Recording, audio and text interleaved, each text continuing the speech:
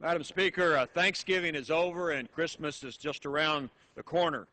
All throughout America, families will gather to celebrate the traditions and festivities and be together, celebrate faith.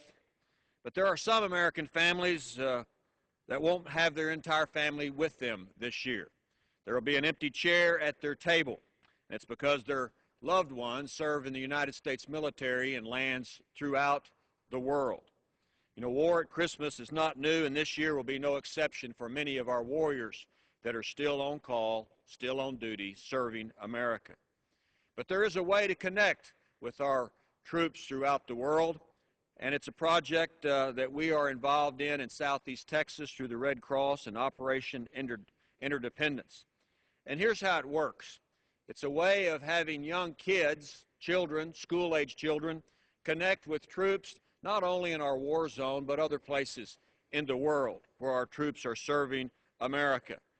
And it started several years ago when I had the opportunity to go see our troops in the Middle East about this time of the year. And before I left, my staff came up with the idea that maybe I should take some Christmas cards and holiday cards to our troops. And so they did all the work, and they were able to get school teachers to get their kids to volunteer to make handmade Christmas cards. And I took about 6,000 of those handmade cards by 3rd, 4th, and 5th graders overseas. And on my way back from the Middle East, I stopped off at Landstuhl Air Base. That's the place in Germany where our wounded warriors are taken before they are brought back to the United States. And I distributed those cards not only in the Middle East, but to our troops and even our NATO troops in Landstuhl Air Base. But what happened on the plane when I was going overseas, I checked a couple of bags, but I took one bag on the plane with me. It was a night flight, flying over at night and showing up in the daytime. And I started going through one of these suitcases that had all of these cards in it. And I was looking at them, and the person next to me wanted to know what I was doing. I told him that these were from school kids back in Southeast Texas.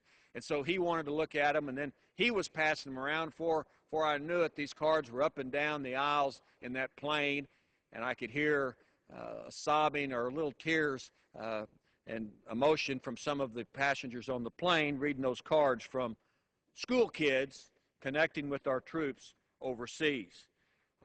And then when I come back through Landstuhl military base, some of our troops who were wounded, they opened the cards and they wanted the nurses to put the cards on the wall, and even troops from foreign countries that were NATO troops that were there had these cards that were made from American youth. Madam Speaker, there's something about a warrior from the United States opening up a handmade Christmas card for some kid in the United States. And at that moment, the darkness of war seems to disappear because of the brightness of a child. I've had the opportunity to do this now 5 years, have these cards made by kids in Southeast Texas. I say I've had the opportunity. I don't do the work. My staff does the work along with the Chambers of Commerce and all the teachers. Everybody volunteers, and when my staff does the work, it's not during government hours. It's after work. It's on the weekends, planning and getting these cards from throughout Southeast Texas.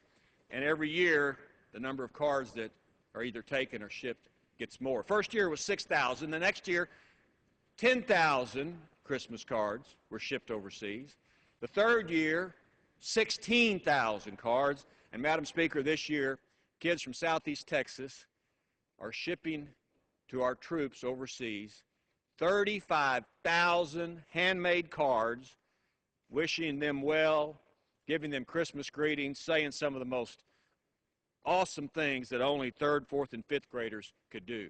So I want to thank those kids. I want to thank Ricky Wheeler and the Chamber of Commerce in Baytown. I want to thank the high schools, Ross Sterling High School, Horace Mann Junior High, Highlands Elementary.